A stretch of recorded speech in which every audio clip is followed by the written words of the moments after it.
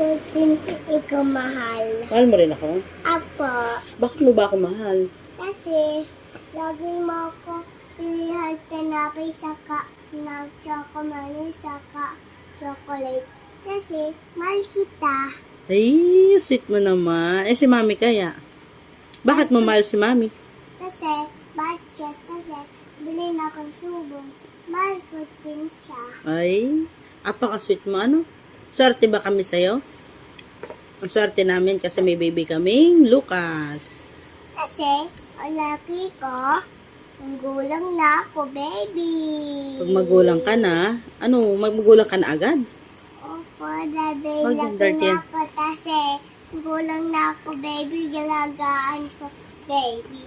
Ah, pag magulang ka na, alagaan mo baby? Opo. Bakit parang advance ka naman mag-isip? Magulang agad? Ano yung mag-aasawa ka agad? Siyempre mag-aaral ka muna.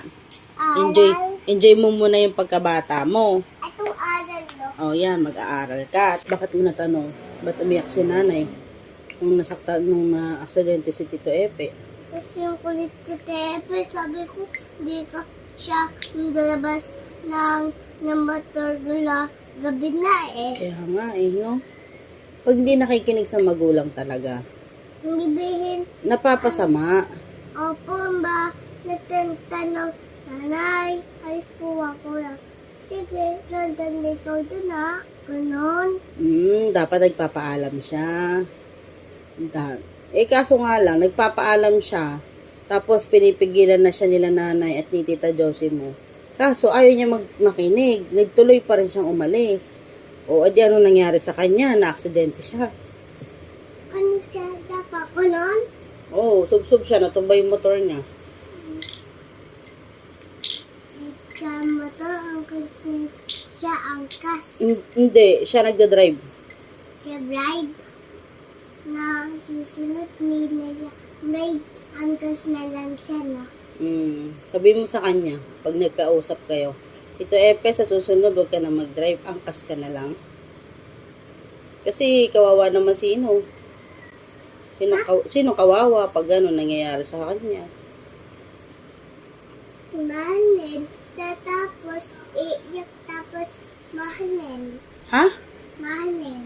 Mahalin? Tapos, mahal nanay. Tapos, nang bait siya. Tapos, hindi naman siya nakikinig. Alis siya tuloy. Dapat nakikinig na. Para hindi, hindi nadidisgrasya, no? Ikaw ba, paglaki mo, makikinig ka ba? Opo. Pag sinabi ko bang, Lucas, huwag kang lumabas, hindi ka lalabas. Opo, siyempre ba? Ako eh. Mabait ka. Siyempre, iiyak din ako pag kami nangyari sa'yo masama. Tsaka si mami, iiyak din yun. Bakit naiyak ang isang magulang pag nasasaktan ng anak? Mahal, nanay, tete Epe. Mahal kasi ng magulang Gulang, tete Epe. ang kanyang anak. Anak. Ikaw, pagka umiyak kami, kasi nga, anong dahilan? Kasi, mahal mo ko, dada, saka, mami. Yun. Kaya behave ka lang, magpakabait ka ha. Hanggang paglaki mo, makikinig ka lagi sa amin ni mami ha. Nang motor ako, sentiya, nang sugat ako, kunan ako, Huwag ka nang nanay kuwan, tapos sentiya ko. Huwag ka nang mag-motor-motor. Paglaki mo, gusto ko mag-kotse ka na lang, car. Car? Hmm. Ikaw, ang borong ko nun, no?